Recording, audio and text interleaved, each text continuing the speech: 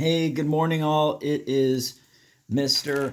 Courtney, and it is day 5, geometry using angles. So, good morning again from the surf den. Today is the 10th of April, and you guys are all super cool for being here.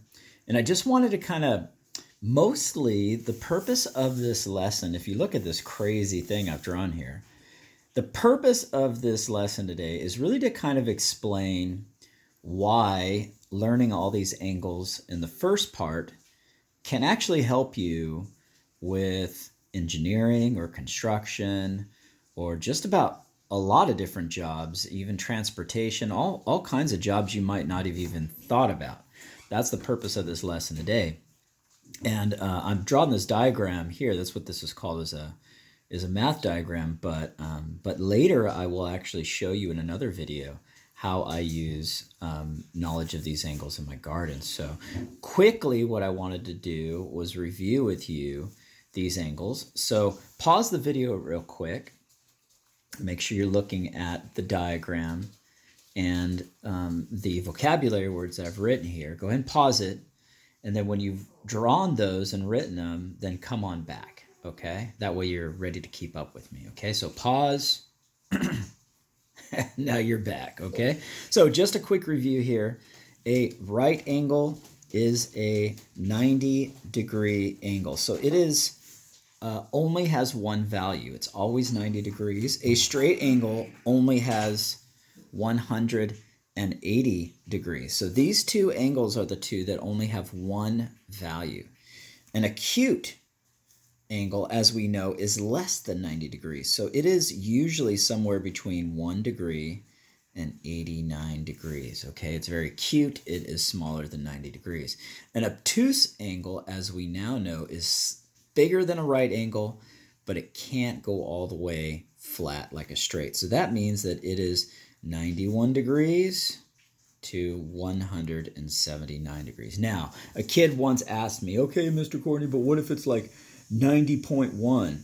And yeah, that's true. If it's 90.1, it's not right. It is technically an obtuse angle, okay? And the same thing goes for acute. If it's 89.99999, then yeah, it's an acute angle. It has to be exactly 90 or exactly 180. Anything less or above that falls into the other categories, okay? And we learned from yesterday that complementary angles, okay, are two angles. Hypothetically, you've been calling them angle A and B, and they equal exactly 90 degrees. And yesterday I did not tell you this, but basically that's because they complement each other, okay? Kind of think about like two middle schoolers that are like going on a date, and they're like, oh, I love your hipster hair. And the other one's like, oh my God, your hipster glasses that don't even have lenses in them are so cool. And they're like A and B, and together they are right for each other. Haha, you get it?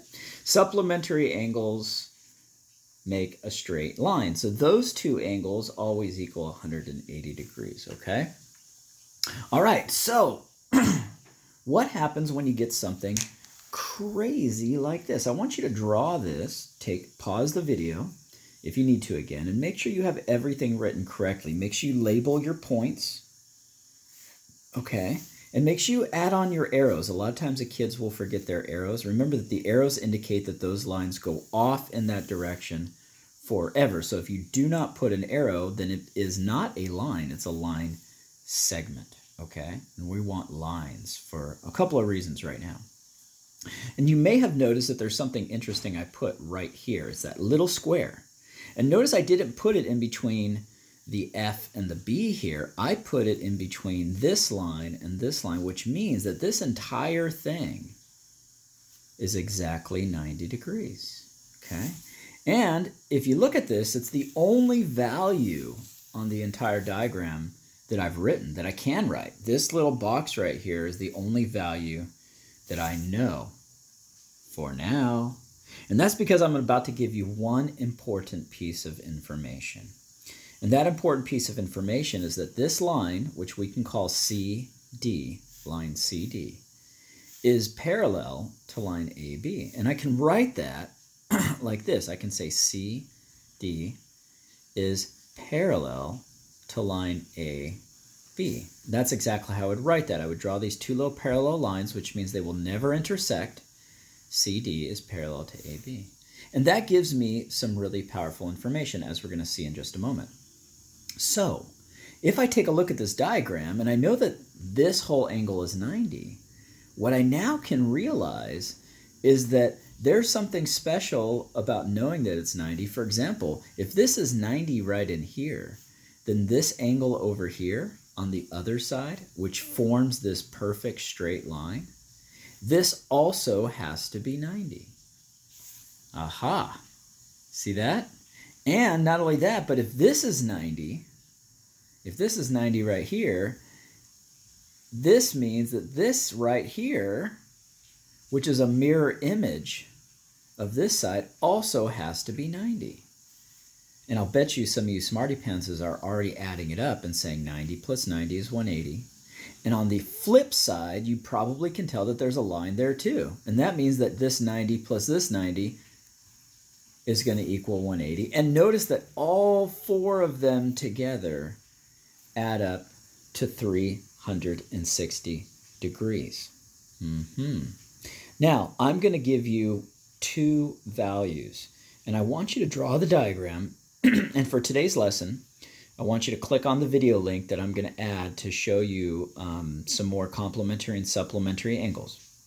And I want you to see how many different angles you can actually figure out the measurements for, okay? So the first one I'm going to give you is this one right in here, and I'm going to tell you that this is 60 degrees.